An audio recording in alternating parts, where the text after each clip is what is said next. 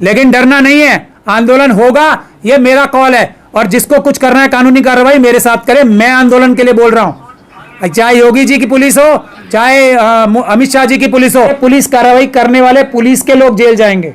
जो ये नोटिस दे रहे हैं ना आपको काली पट्टी बांधने पे, ये सब अपराध कर रहे हैं करके पेन ड्राइव्स में भी अलग अलग जगह सुरक्षित रखिए और ईमेल के भी जरिए। ये काम आज से शुरू हो जाना चाहिए। कोर्ट इसको रद्द कर दे। इसकी एक भी प्रावधान ऐसा नहीं है जो संविधान के खिलाफ जाके ना हो। सब भाग के सुप्रीम कोर्ट पहुंच गए, जिनके लिए मैं दुआ कर रहा हूं कि जीत जाए वो। सिख समाज के लोग भी 99% हमारे साथ जुड़ेंगे और क्रिश्चियन समाज के लोग भी जुड़ेंगे, क्योंकि आरएसएस ने उसका मुखपत्र है ऑब्जर्वर, उन्होंने बता दिया है। और मुझे बहुत हंसी आ रही है इस बात। अब जो है ना, ये वक्फ की प्रॉपर्टी से ज्यादा जो है क्रिश्चियंस की प्रॉपर्टी है। नीतीश कुमार जी हम आ रहे हैं, तैयार हो जाइए अपनी पूरी ताकत लेके। और जितने उनके एजेंट्स भी हैं ना, जो पुलिस उन्हें बहुत जल्दी मिल जाती है इमारत शरिया पे जाके हमला करने के लिए, वो अपनी सारी पुलिस को भी तैयार कर लें। गलत रास्ते पे जाया जा रहा है, हर वो काम हो रहा है जो वक्फ, जो ये एक्ट आया है उसको खत्म कराने के लिए कुछ भी नहीं कर पाएगा, जितनी एक्टिविटीज हो रही हैं। लेकिन फिर भी मैं दुआ और उम्मीद ये करता हूं कि ये लोग सक्सेसफुल हो जाएं। जितनी तेजी के साथ सुप्रीम कोर्ट ये लोग गए हैं, कोई मौजज़ा, मिरेकल, चमत्कार हो जाए और स्टे दे दे सुप्रीम कोर्ट इस एक्ट पे। हालांकि मुझे 0% उम्मीद है, लेकिन अगर हो जाए मौजज़ा कोई, तो मुझसे ज्यादा खुश भी कोई व्यक्ति नहीं होगा। मैं इससे ज्यादा कुछ नहीं कहना चाहता। लेकिन टीम वही है सारी जिनका रिकॉर्ड 100% हारने का है। आज तक का एक भी केस जो मजलूमों का की तरफ से है, ये टीमें नहीं जीती हैं। उसके दूसरी तरफ जो अंबेडकरवादी हैं, ईमान वाले अंबेडकरवादी, जिनमें से मैं भी एक हूं, उनका रिकॉर्ड बहुत ही अच्छा है। अगर 100% भी ना कहा जाए तो ऑलमोस्ट 100% कहा जा सकता है। लेकिन कोई वजह है जिस वजह से ये हम लोगों से बात ही नहीं करेंगे, और क्योंकि हम लोग गलत रास्ते पे नहीं जाएंगे। मैंने आपको ये मैं बात कहकर यहीं समाप्त कर रहा हूं, क्योंकि अभी कहने का विषय नहीं है। हम सब लोगों को दुआ करनी चाहिए, क्योंकि अगर ये ऐसा हो गया स्टे, तो हमें बुध विहार का केस जो हमने फाइल किया है, सुमित रतन भंते साहब की तरफ से हम फाइल कर रहे हैं और दूसरे लोग भी करने वाले हैं, तो वो हम सब लोगों के लिए भी अच्छा होगा उस केस में भी। लेकिन आंदोलन के बगैर मुझे नहीं लगता कि अगर स्टे भी हो गया तो कुछ आगे होने वाला है। ये कानून सरकार ला के रहेगी और हम इसको वापस भेज के रहेंगे, कुछ भी हो जाए। चाहे ये एक बात तो ये सभी हमारे समाज के लोगों को, चाहे तो मुस्लिम समाज हो, चाहे तो बुद्ध समाज हो, चाहे तो सिख क्रिश्चियन समाज हो, और चाहे तो SC ST समाज हो, OBC समाज हो, सोच लें। बिल्कुल डरना और घबराना नहीं है। खासतौर पे मैं मुस्लिम समाज से कहना चाहता हूं, ये जितनी पुलिस की कार्रवाइयां हो रही हैं, अगर आपको सही वकील मिलेगा तो ये पुलिस कार्रवाई करने वाले पुलिस के लोग जेल जाएंगे। जो ये नोटिस दे रहे हैं ना आपको काली पट्टी बांधने पे, ये सब अपराध कर रहे हैं। आज नहीं तो कल आपको अच्छे वकील मिलेंगे। ये आप पूरी तरीके से आज नहीं तो कल, ये RSS के जो जाल बुना हुआ है ना हमारे अपने ही लोगों द्वारा, RSS के मेंबर्स द्वारा, वो टूटेगा, तब इंसाफ होगा। बाबा साहब का संविधान और कानून जीतेगा, तब आप तो हौसला रखें। पहली बात ये। और पुलिस अधिकारियों को भी, प्रशासनिक अधिकारियों को मैं बोल रहा हूं बार बार, कपिल मिश्रा साहब का एग्जाम्पल देख लें आप। 5 साल लगे, FIR हुई पुलिस के अधिकारियों के खिलाफ भी। दिल्ली दंगों के लिए एक नहीं, एक आधे दर्जन से ज्यादा FIR हो चुकी हैं। मैं इसीलिए बार बार वार्न कर रहा हूं सब पुलिस अधिकारियों को, संविधान के हिसाब से, कानून के हिसाब से काम करें। संविधान और कानून तोड़ के काम ना करें। आज नहीं तो कल आप जेल जाएंगे। ये मेरा कॉल है, ये याद रखना। तो अब मैं, जिसलिए मैंने आपको तकलीफ दी है, बहुत छोटा सा ही विषय है। जैसे हम लोग पेपर बैलेट वापस लाने का आंदोलन लड़ रहे हैं ना, उसमें भी यही हुआ था। 50 से ज्यादा सुप्रीम कोर्ट में केसेस आ रहे थे। फिर जब हम लोग अंदर आए तो अब केस जीतने धीरे धीरे शुरू हो रहे हैं। अब मैं ये कह रहा हूं कि 2 तरह से होता है। एक तो इस वक्फ एक्ट को, जो जैसे जो मशीनों द्वारा चुनाव होता है, उसके कानून को ही हम पूरी तरीके से खत्म करा दें। जैसे कि किसान आंदोलन हुआ और कानून खत्म हो गया, जैसे कि वकीलों का भी बिल आया और वो खत्म हो गया, जैसे कि 2 अप्रैल को 2018 को जो शेड्यूल कास्ट कम्युनिटी और सब बहुजन समाज के लोगों ने आंदोलन किया, कुर्बानियां हुई, लेकिन वो एक्ट में बदलाव आया उसको बचाने के लिए, उसकी मूलभूत भावना को। उसी प्रकार से ये भी एक्ट जाएगा। अगर तो ये खत्म हो जाता है तो उसके दो तरीके हैं। पहला, सुप्रीम कोर्ट इसको रद्द कर दे, इसकी एक भी प्रावधान ऐसा नहीं है जो संविधान के खिलाफ जाके ना हो, न्याय और बराबरी के खिलाफ जाके ना हो, एक भी प्रावधान इसमें है ही नहीं ऐसा। तो पूरा का पूरा 2024 का ये जो कानून है ये जाना चाहिए। तो उसकी दो तरीके, एक तो सुप्रीम कोर्ट करेगा, एक आंदोलन के जरिए, जो मैं आपको बता रहा हूं, जैसे किसान आंदोलन हुआ, बिल वापस हुए। दोनों तरीके हैं, दोनों तरीके हमें साथ साथ अपनाने पड़ेंगे। मैं बार बार ये बोल चुका हूं, पहले भी बोलता हूं, आज फिर बोल रहा हूं, 80% जो न्याय मिलेगा वो पीसफुल प्रोटेस्ट के जरिए मिलेगा, 20% जो न्याय मिलेगा वो अदालतों के जरिए मिलेगा। तो आंदोलन की हमें तैयारी कर देनी चाहिए, चाहे सुप्रीम कोर्ट में स्टे मिले या ना मिले, आंदोलन की तैयारी करनी चाहिए, पहली चीज। दूसरी चीज ये महत्वपूर्ण है कि अगर सुप्रीम कोर्ट इसे स्टे नहीं लगाता तो ये कानून तो बन गया। जैसे हमने ईवीएम का जहर खत्म करने के लिए, जो मशीनों का जहर है, जो चुनाव में चोरी करने की मशीनों का जहर है, एक प्लान बी बनाया है। ये वक्फ एक्ट का जहर, जो जहरीला कानून जो आया है, उसका जहर कम करने के लिए, उसकी बुराइयां कम करने के लिए, उसकी खराबियां कम करने के लिए भी मैं आप लोगों को एक गुजारिश कर रहा हूं, हर एक डिस्ट्रिक्ट में, हर एक ब्लॉक में, हर एक मस्जिद में या हर एक जगह जहां भी अम्बेडकरवादी हैं, ये काम करना शुरू करिए। हम सरकारों को, जो ये भ्रष्ट अधिकारी हैं सरकारों के, इस नए कानून के तहत भी उतनी खराबी नहीं करने देंगे। उसका मैं प्लान बताने आया हूं। उसके लिए हमें एक काम करना है। सबसे पहले सन 1920 से लेकर सन 1960 तक, बहुत इंपॉर्टेंट डेट्स हैं ये, सन 1920 से लेके सन 1960 तक हर एक डिस्ट्रिक्ट जज जो होता है ना, हर एक डिस्ट्रिक्ट का पूरे देश में, उनके पास जो भी बाशऊर लोग हैं, जो भी एक्टिव लोग हैं, उनको जाना है और वक्फ की प्रॉपर्टीज जो रजिस्टर हुई हैं और वक्फ के जितने भी केसेस चले हैं डिस्ट्रिक्ट अदालतों में, डिस्ट्रिक्ट जज के सामने, 1900, एक बार फिर रिपीट कर रहा हूं, 1920 से लेकर 1960 वक्फ के सारी प्रॉपर्टीज उस दौरान रजिस्टर होती थी। कहां? डिस्ट्रिक्ट जज के सामने, जो भी डिस्ट्रिक्ट के जज होंगे, तो वहां जाके आपको आरटीआई के माध्यम से या एप्लीकेशंस लगा के, लोकल कोई वकील करके, आपको ये सारी वक्फ की रजिस्टर्ड प्रॉपर्टीज की लिस्ट लेनी है, एक चीज, और उसके डॉक्यूमेंट समेत। इसमें थोड़ा बहुत खर्चा आएगा तो आप लोग चंदा करके कर लेना, लेकिन इन सारी कार्रवाइयों से जितनी ये तंजीमें हैं ना जो आज लगी हुई हैं, सारी सब भाग के सुप्रीम कोर्ट पहुंच गए, जिनके लिए मैं दुआ कर रहा हूं कि जीत जाएं वो, उनके किसी भी व्यक्ति को इन्वॉल्व करके मत करना। ये मैं आप लोगों से हाथ जोड़ के निवेदन कर रहा हूं, इनको सबको दूर रखना किसी भी हालत में। ये हमारा प्लान है, ये ईमानदारी वाला प्लान है, इसमें उन लोगों की कोई जरूरत नहीं है, ये आप अपने लोकल लेवल पे करना। तो पहली चीज तो ये हो गई, सारे प्रॉपर्टीज जो रजिस्टर्ड है डिस्ट्रिक्ट जजेस के यहाँ, पुराने रिकॉर्ड मिल जाएंगे, आप कोई भी वकील ले जाएंगे डिस्ट्रिक्ट कोर्ट का, पुराने रिकॉर्ड्स मिल जाएंगे आपको। और सारे केसेस जो डिस्ट्रिक्ट की अदालतों में हुए हैं 1920 से लेके 1960, इन दोनों डेट्स की वजह, दोनों सालों की बीच की बात करने की एक बहुत बड़ी वजह है, जो मैं पब्लिकली डिक्लेयर नहीं कर सकता, क्योंकि उसमें कुछ राज की बातें अगर मैं बता दूंगा तो उसका सामने वाले लोगों को भी पता लग जाएगा राज। तो ये एक पहला काम। दूसरा काम, जितने भी इसके बीच में जजमेंट्स हुई हैं वो सारी निकलवाएं आप, ठीक।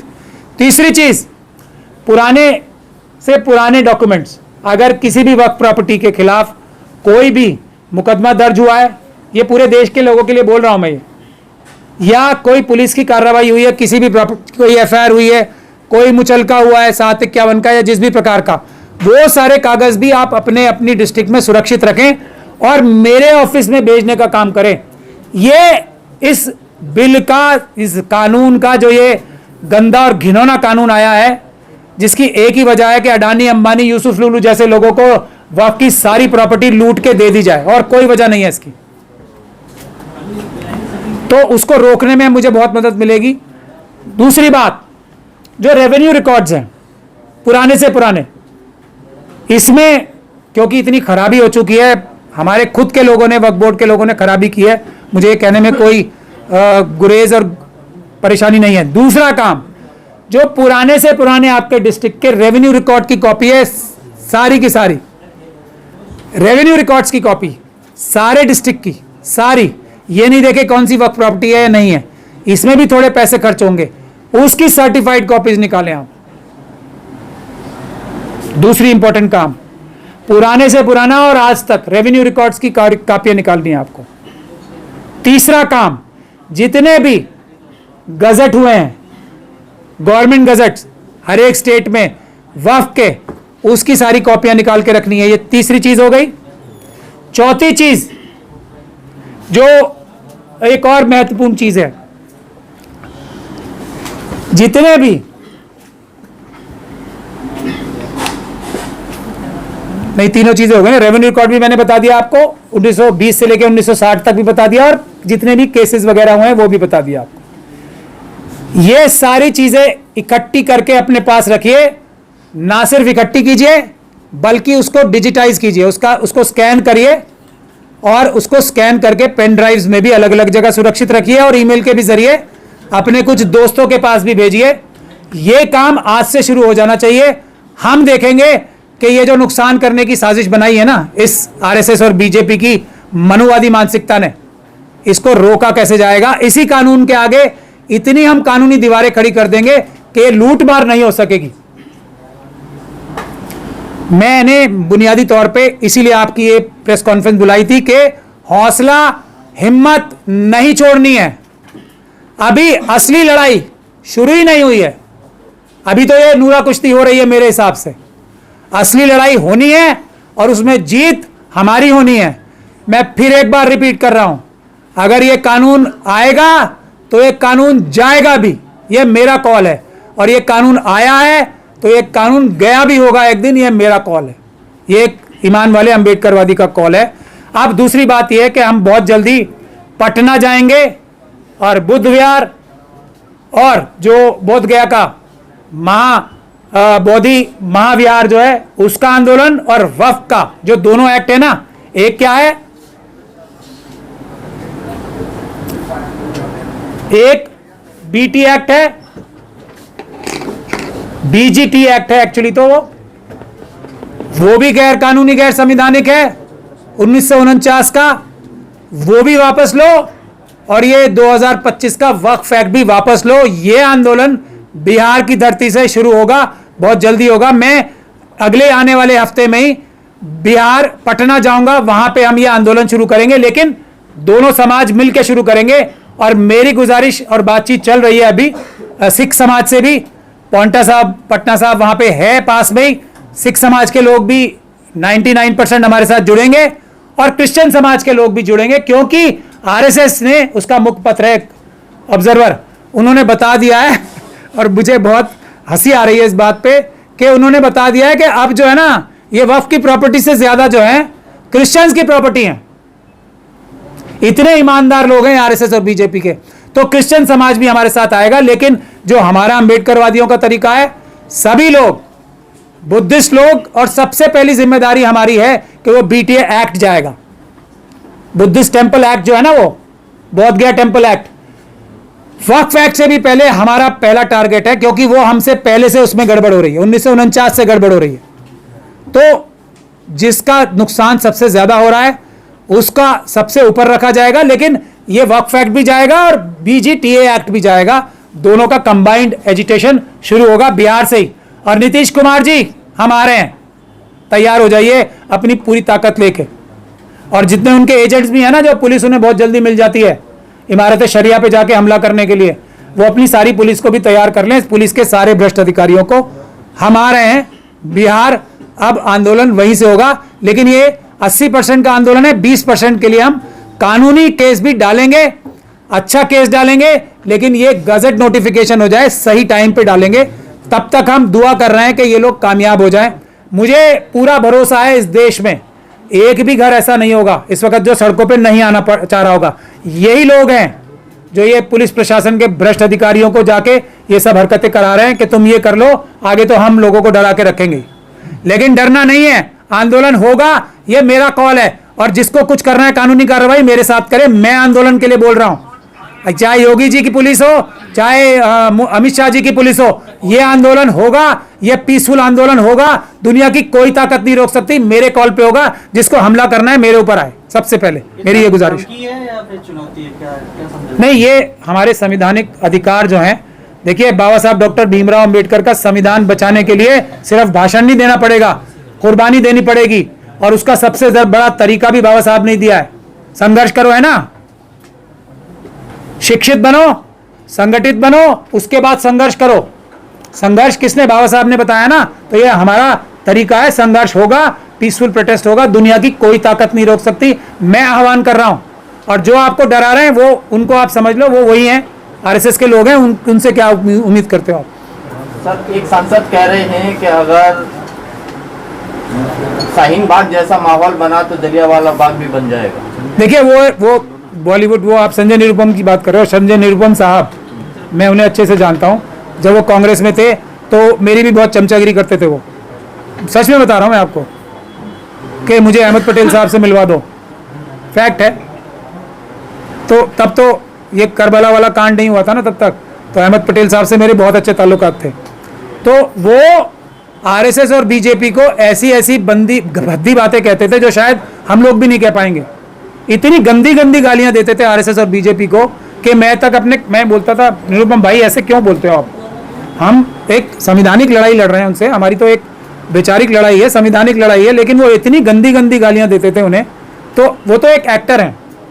अब वो इस तरफ वाले प्रोड्यूसर की फिल्म में तो अच्छी से अच्छी एक्टिंग करके दिखाएंगे, जब वो इस तरफ थे तो इधर से बड़ी अच्छी एक्टिंग करते थे। वो तो एक प्रॉपर प्रोफेशनल पॉलिटिशियन है ना, जिस तरफ भी रहेंगे वो बेस्ट परफॉर्मेंस करने की कोशिश करते हैं। तो अभी उनके पास सुपारी और एजेंडा वो है, तो वो उनकी बातों पे ज्यादा ध्यान मत दो, और वो जेल चले जाएंगे ज्यादा ऐसी बातें करेंगे। तो वैसे मैं फ्री में सलाह दे रहा हूं उन्हें, ये कानून के तोड़ने का काम ना करें, ये अपराध है जो वो कह रहे हैं। कानून अपने हाथ में लेना अपराध होता है, और वो भी भले ही आरएसएस में चले गए, कानून से ऊपर नहीं गए। कपिल मिश्रा जी का एग्जाम्पल उनको मैं बता रहा हूं, याद रखें।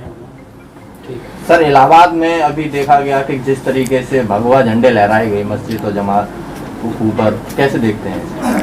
ये देखिए, मैं जो लोग जिसको बैन, जिस पार्टी को, जिस संगठन को बैन सरदार पटेल साहब जैसे व्यक्ति ने किया हो, तो वो एक दरअसल सारी गतिविधियों में ऐसी लिप्त है जो आतंकवादी हैं। मतलब उनके पूरी तरीके से फॉर्मेट में आती हैं। सिर्फ उसे कानूनी तौर पे एक अनलॉफुल जो ऑर्गेनाइजेशन ने डिक्लेयर ही तो नहीं किया गया। जो उनके इंग्रेडिएंट्स हैं वो तो पूरे हैं ना। राम भाई तेंगुल से लेके आप बजरंग दल, विश्व हिंदू परिषद की सारी गतिविधियां देख लो।